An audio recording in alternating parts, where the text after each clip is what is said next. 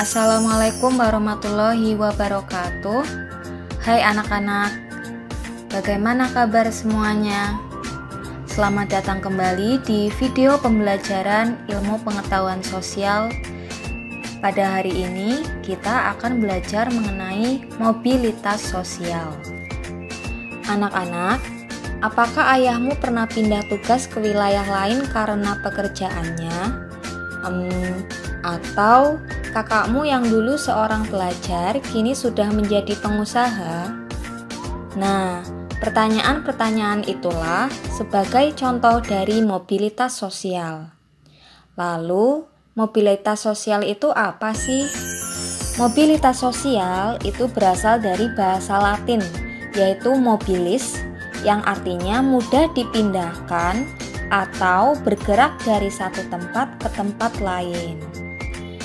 Secara harfiah, mobilitas sosial merupakan perpindahan status sosial yang dimiliki seseorang atau kelompok ke status sosial yang lain dalam masyarakat.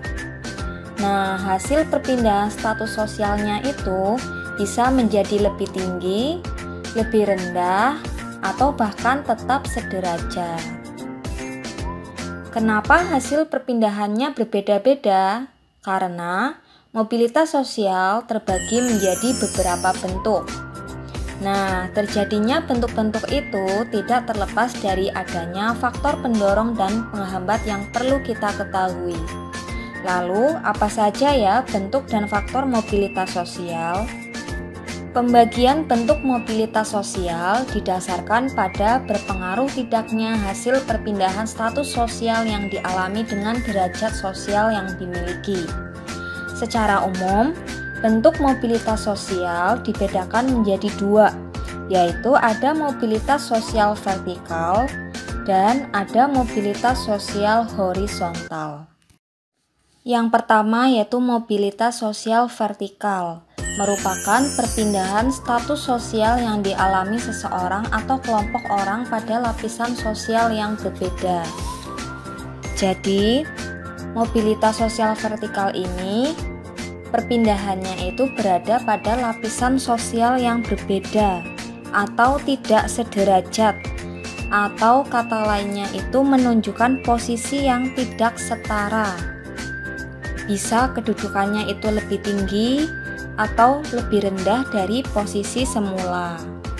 Nah, mobilitas sosial vertikal ini dibedakan menjadi dua, yaitu mobilitas sosial vertikal ke atas dan mobilitas sosial vertikal ke bawah. Mobilitas sosial vertikal ke atas merupakan peningkatan status sosial dari yang rendah ke yang lebih tinggi. Misalnya, seseorang yang dulu seorang pelajar kini sudah bekerja. Atau contoh lain, itu misalnya kamu mengalami kenaikan jenjang kelas ya, dari SD menuju ke SMP. Nah, perubahan jenjang ini menunjukkan perubahan kedudukan, di mana perubahan kelas sosialnya itu menjadi lebih baik dari kelas sosial sebelumnya.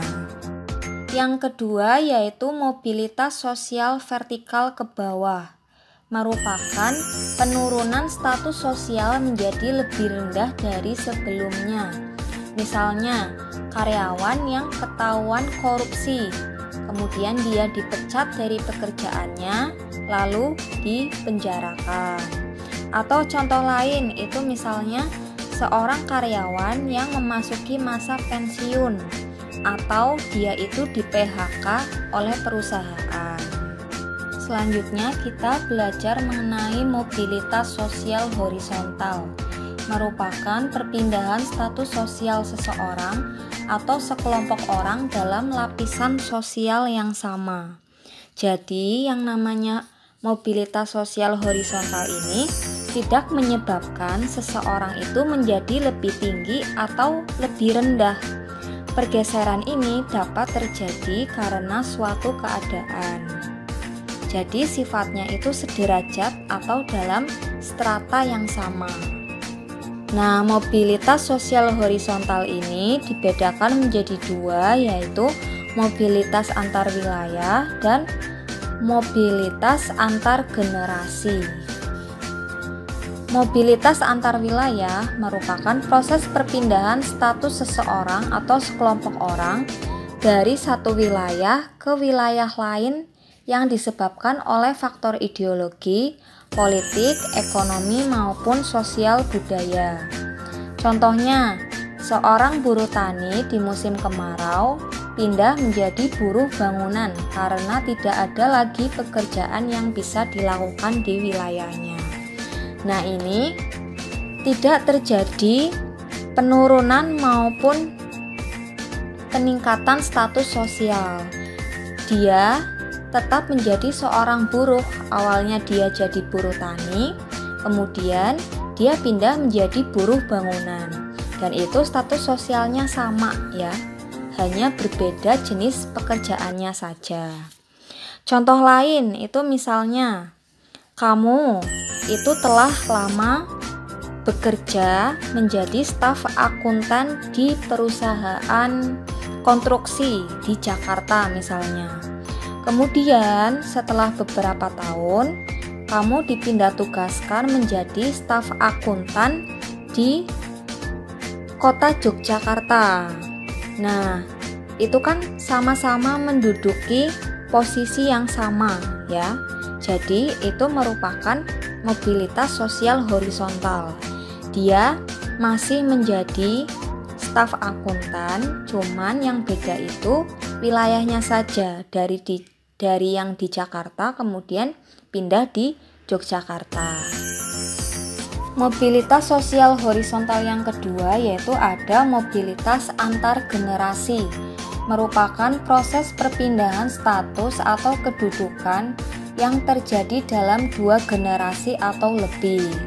Nah, mobilitas antar generasi ini dibedakan menjadi dua, yaitu ada mobilitas intergenerasi dan mobilitas intragenerasi. Mobilitas intergenerasi merupakan perpindahan status atau kedudukan yang terjadi antara beberapa generasi dalam satu keturunan.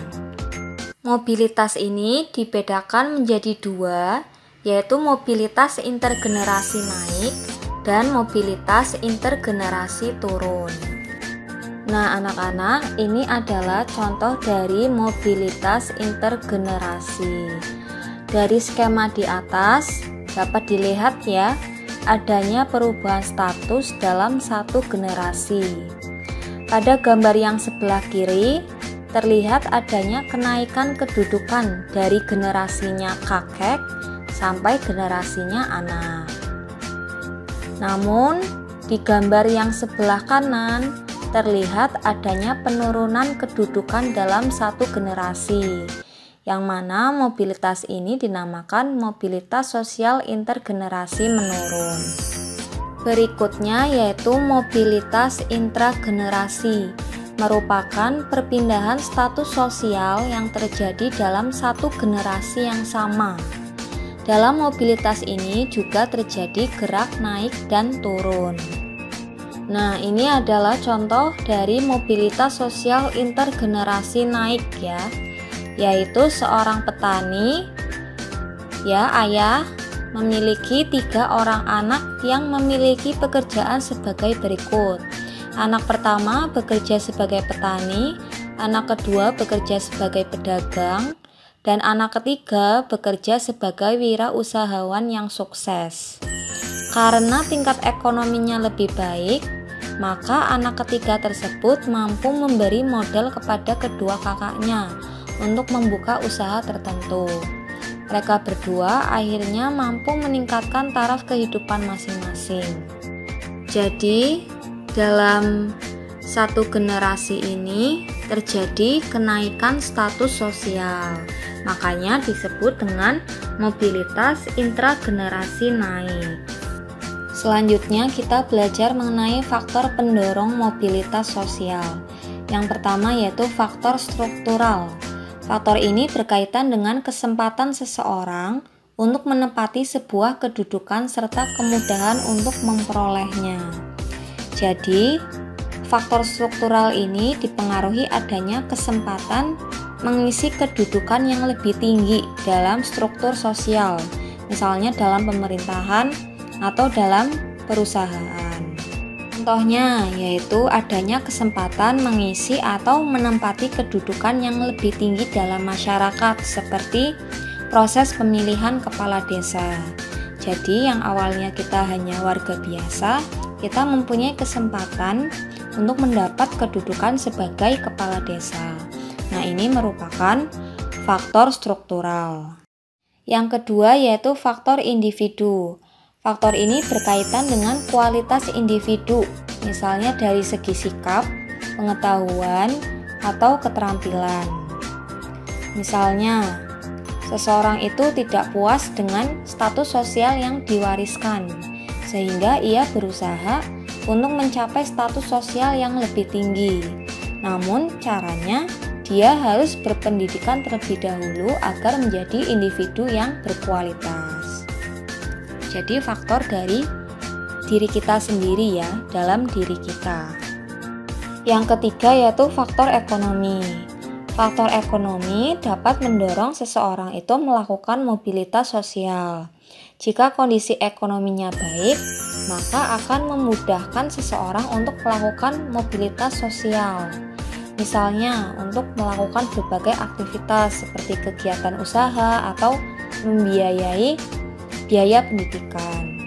Namun sebaliknya, jika kondisi ekonominya buruk, maka individu atau seseorang itu dalam melakukan mobilitas sosialnya itu akan sulit ya, sehingga dalam memenuhi kebutuhannya itu terhambat dan mobilitas sosialnya itu tidak terjadi. Yang keempat yaitu faktor politik. Faktor yang satu ini sangat bergantung pada situasi politik suatu negara. Keadaan negara yang tidak stabil akan mempengaruhi kondisi keamanannya. Kondisi keamanan Indonesia pada saat ini sedang baik ya, sehingga roda pembangunannya itu dapat berjalan dengan baik. Dengan begitu, ketersediaan dan kemudahan dalam bekerja juga lebih baik, sehingga masyarakat mampu melakukan mobilitas sosial dengan baik.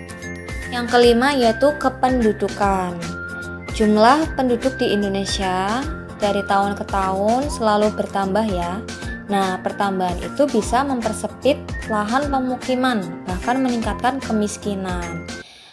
Makanya, masalah kependudukan seperti ini mendorong individu dan pemerintah itu untuk mengarahkan masyarakat agar bermigrasi ke daerah lain, sehingga mobilitas sosial itu terjadi ya, yaitu adanya pergerakan orang dari suatu wilayah ke wilayah yang lain.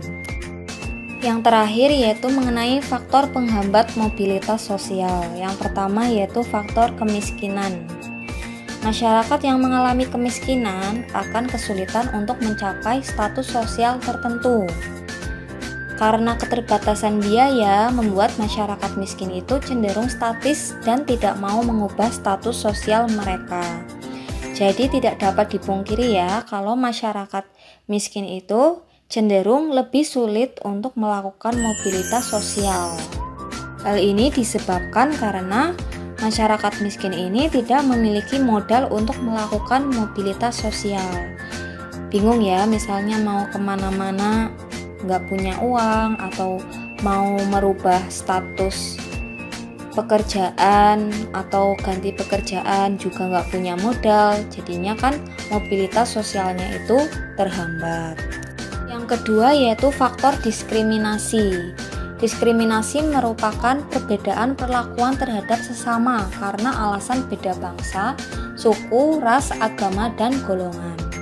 Nah, perlakuan membedakan seperti ini sangat tidak baik.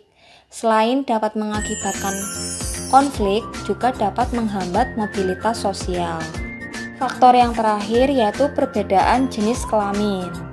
Membeda-bedakan jenis kelamin seperti memiliki pandangan bahwa derajat laki-laki itu lebih tinggi daripada wanita. Itu akan menghambat mobilitas sosial. Misalnya, pandangan bahwa perempuan itu tidak perlu berpendidikan tinggi, toh yang nanti yang bekerja itu adalah suami.